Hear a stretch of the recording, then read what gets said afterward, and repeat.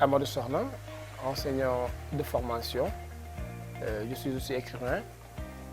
Je suis professeur de lettres anglais au CM de Fann-Laghem, où je suis en service depuis 3 ans maintenant. En tant qu'écrivain aussi, j'ai eu à publier 2 ouvrages. Le premier, Sous les feux de l'amour, qui est un roman qui est paru en 2021. Et le deuxième, Au nom de l'humain, publié en 2023.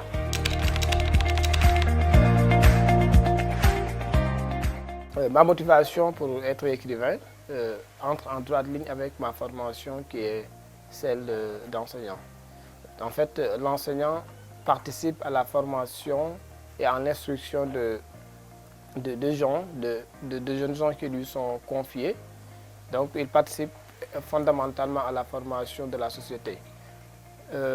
Ma motivation aussi pour être écrivain, c'est un peu dans ce sens, un peu la continuité de mon rôle d'enseignant, c'est-à-dire c'est apporter ma pierre à l'édifice, apporter une contribution à cet élan de construction sociétale en abordant des questions vraiment inhérentes à la société sénégalaise, en traitant de sujets qui peuvent être utiles à mes lectures, et fondamentalement à cette jeunesse qui a véritablement besoin de repères et de guides pour mieux relever les défis des temps modernes et pour mieux aller à l'assaut du monde. C'est principalement ça ma motivation pour être écrivain, c'est-à-dire d'apporter véritablement ma contribution à cet élan de construction sociétale pour avoir véritablement un Sénégal meilleur.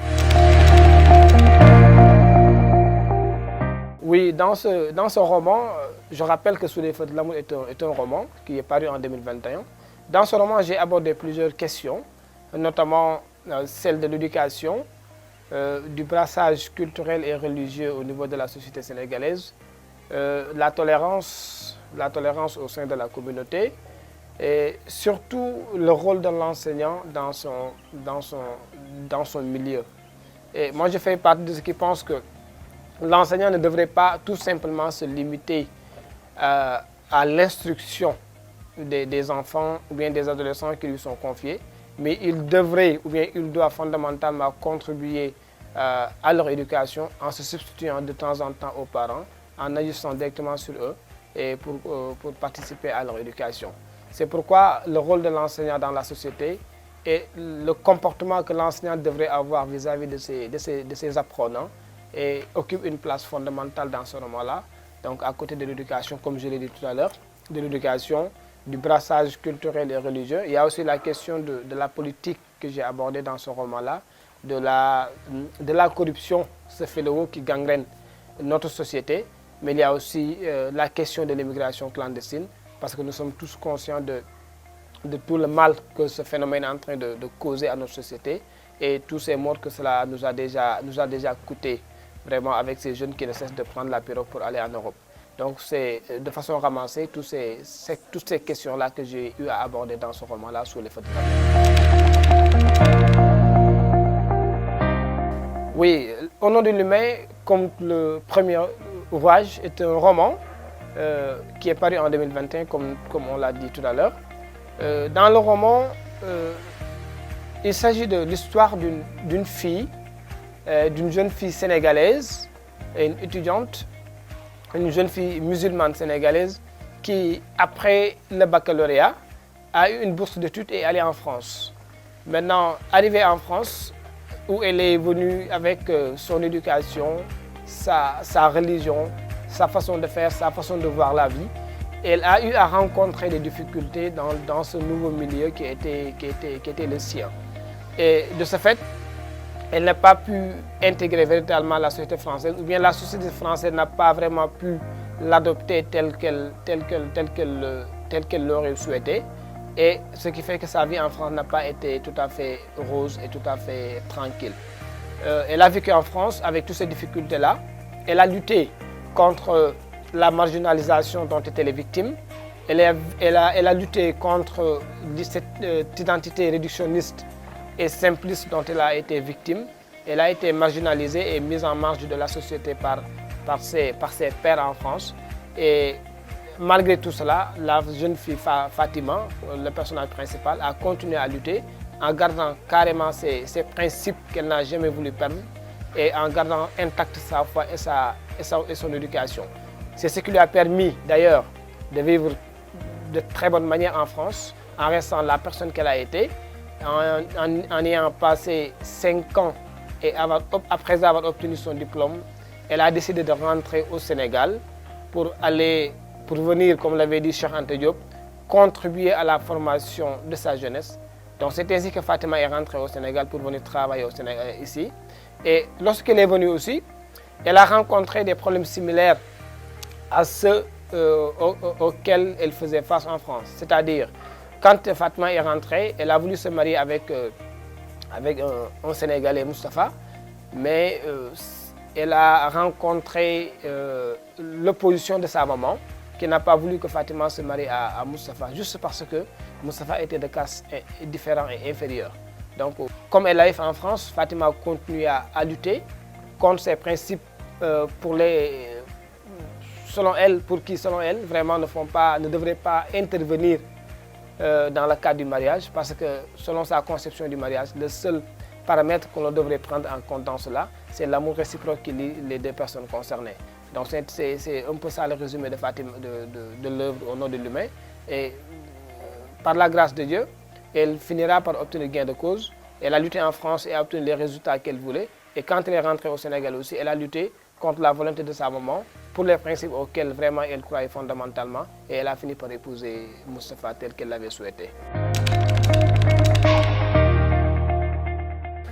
Oui, comme son titre l'indique d'ailleurs, Au nom de l'humain, je fais partie de ceux qui pensent que pour un monde meilleur, pour pallier à tous ces problèmes-là qui nous gangrènent, à tous ces fléaux qui émaillent les temps modernes, nous tous, nous devrions nous atteler à mettre l'humain au cœur de nos préoccupations et au centre de toutes nos actions. C'est ainsi seulement que nous parviendrons à avoir un monde meilleur, un monde où tout le monde se sentira en sécurité, un monde où l'homme avec grand H, l'humain en tant que tel, retrouvera toute sa dignité et tout le monde sera considéré juste dans son cadre humain. Et maintenant, la question de l'identité. Nous vivons maintenant dans un monde où nous avons tendance à se séparer des autres juste parce que nous insistons beaucoup sur nos points d'achoppement, c'est-à-dire vraiment sur les choses qui nous différencient. Et je pense profondément que dans nos relations, dans les relations, dans nos rapports aux autres, dans nos rapports aux semblables, la seule chose qui vaille, la seule chose que nous devrions prendre en compte, c'est notre humanité. Je considère l'autre juste parce qu'il est humain. Je collabore avec lui juste parce qu'il est humain. Et je fais tout ce que j'ai fait avec lui en prenant en compte juste son caractère humain. Maintenant, l'identité, parlant de l'identité, c'est une question d'actualité. Et comme je l'ai dit tout à l'heure, l'une de mes vocations en devenant écrivain, c'est d'aborder des questions vraiment qui touchent la société, des questions que nous ne parvenons pas véritablement à régler de façon définitive. C'est pour cela que j'ai voulu aborder la question de l'identité dans ce livre-là, parce que, bon, si vous constatez bien là où l'histoire se passe, c'est-à-dire en France, depuis quelques années, avec les politiques de droite, il y a la question de l'identité qui est très souvent soulevée et qui vise à dire à une frange de la population française que vous n'êtes pas de véritables Français. Et cette question identitaire aussi, on la sent au niveau de notre société. Nous avons tendance à dire aux autres que vous n'êtes pas nous, vous ne faites pas partie de nous, vous êtes différents. Et je fais partie de ceux qui sont contre cette perception de nos rapports et que nous sommes tous égaux, comme nous le disons souvent. Nous sommes tous des humains, nous sommes tous égaux et nous devrions plutôt nous appesantir sur nos ressemblances, sur les choses qui nous unissent, que vraiment de perdre du temps sur les choses vraiment qui nous différencient. Voilà, c'est ce qui explique la présence de l'identité, de la question de l'identité dans ce livre-là et aussi la question de l'humain que je mets vraiment au cœur de ce livre-là. Oui, les reproches, on en reçoit souvent et c'est très fréquent aussi. C'est-à-dire, vous savez, quand on écrit, on ne peut pas mesurer préalablement son public ou bien son lectorat. On écrit un livre, on le met à la disposition du public, on le met à la disposition du monde, mais on ne peut pas imaginer entre les mains de qui le livre tombera. Et chaque personne chaque personne qui lit le livre apporte sa vision, apporte son appréciation personnelle de la production. Et de ce fait, puisque nous n'avons pas la même vision du monde. Et moi, quand j'écris, je décline ma vision du monde, je décline l'appréhension que j'ai des choses, je décline l'appréhension que j'ai de la vie. Par contre, celui qui le lit, il peut ne pas avoir la même appréhension que moi. De ce fait, il arrive très souvent que l'on reçoive des reproches, si on peut l'appeler ainsi, des reproches venant de gens qui le lisent et qui pensent que nous avons traité une question d'une façon peut-être dont on n'aurait pas dû la traiter, ou bien on a dit une chose d'une façon dont on n'aurait pas dû la dire. Donc ce sont des choses qui arrivent souvent.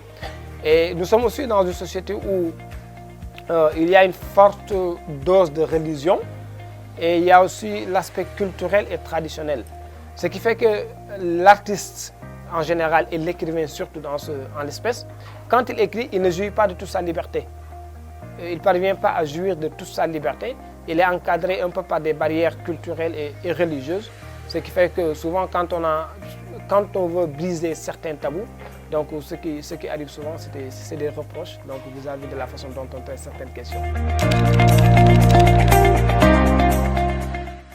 Oui, ça fait chaud au cœur d'abord, mais c'est aussi une source de motivation.